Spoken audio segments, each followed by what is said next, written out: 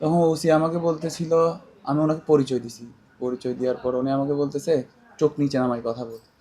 এই প্রশ্নটা আমি ক্লিয়ার করি। আপনার নিউজ আসতে পারে, আপনি কি করবেন? একটা তো রাইট ওয়ে আছে। যখন আপনার ধরেন একটা নিউজ আসছে, এরকম এরকম আসতেছে, তো আপনি ধরে কি করবেন? দাঁড়া করাবেন, জিজ্ঞেস করবেন, আমাদের একটা নিউজ আছে, আপনার ব্যাক চেক করব। অবশ্যই চেক করার রাইট আছে 100%। উনি তো আমার সাথে তো জিনিসটা কি এমন হয়েছে কিনা যখন বিষয়টি জানা জানা তখন একটু কোয়েশ্চেন একটু আনি ওনাকে বলতে দেন। জিনিসটা তো একটা ওয়ে আছে। উনি যদি আমাকে বলতো আমি চেক করতে দিতাম। উনি চেক করে নাই। ওখানে উনি আমাকে সিএনজি থেকে আমি নামছিলাম, পরে আমাকে বলছে সিএনজিতে উঠো। আমি হচ্ছে চলে যাওয়ার জন্য উঠতে বলছে। আমি উঠার সাথে সাথে ঢুকে আমাকে গলা চিপে ধরবে, এটা আমি জানতাম না। তখন আমি খুব ভয় পেয়ে গেছি। ওরা আমার ওখানে ব্যাগও চেক করে নাই, কিছু চেক করে নাই, ব্যাগগুলো নিয়ে আসছে থানায়।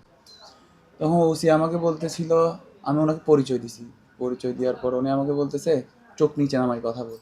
এটা বলছে সাথে সাথে ওনার মোবাইলে একটা কল আসছে। কল আসার পর পরে যখন কথা হয়েছে, এরপর বলতেছে ভাই আপনি বসেন। তখন ওনার সুর চেঞ্জ। ফার্স্টে কিন্তু অন্যরকম ছিল। আরেকটা জিনিস হলো ব্যাক চেকটা।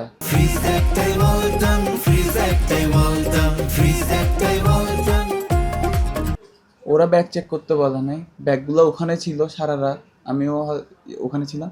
আমি আসার আগে প্রত্যেকটা জিনিস, আমার গ্লাভস, ব্যাট, হেলমেট, সব জিনিস, কাপড় চোপড় একটা একটা করে, একটা পিন থাকলে ব্যাগে সবগুলো বের করে ওদের সামনে দেখাইছি। তারপরে আমি ব্যাগটা নিয়ে বাসায় আসছি, যাতে বলতে না পারে যে আমার ব্যাগটা চেক করা হয়নি।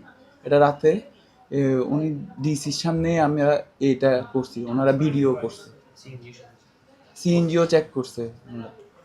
কিছু পাই নাই। তো উনি তো আমাকে যদি ওখানে জিনিসটা এত বড় হতো না, উনি যদি আমাকে খারাপ উদ্দেশ্য যদি না থাকতো, উনি আমাকে বললে তো আমি ব্যাগ চেক করতে দিচ্ছি। ভাই এখন তো দেশে অনেক হচ্ছে, চেকিং করে না, তো আমরা অনেকবার ধরছে, সবাইকে ধরে। তো আপনার একটা নিয়ম আছে তো ভাই, আপনাকে তল্লাশি নিব, নেন, শেষ। উনি আমাকে তো ধরার আগে আমাকে করার চিন্তা ভাবনা করতেছে, গায়ে হাত দিছে। আপনারা তো সবাই শুনছেন, আমি নতুন করে বলতেছি।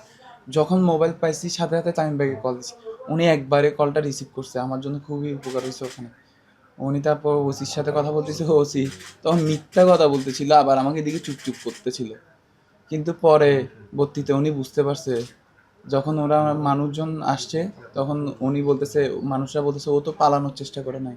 আমি কেন পালাবো? আমার রং থাকলেও না আমি পালাবো। পরে সবকিছু ওরা ওখানে কথা বলছে, অফিসারকে সাসপেন্ড করার আগে ওরা ওখানে কথা বলছে না। ওনার কথা শুনে ওরা স্পষ্ট ভালোভাবে বুঝছে যে উনি মিথ্যা কথা বলতেছে, ওনার কথা একটার সাথে একটা মিল ছিল না।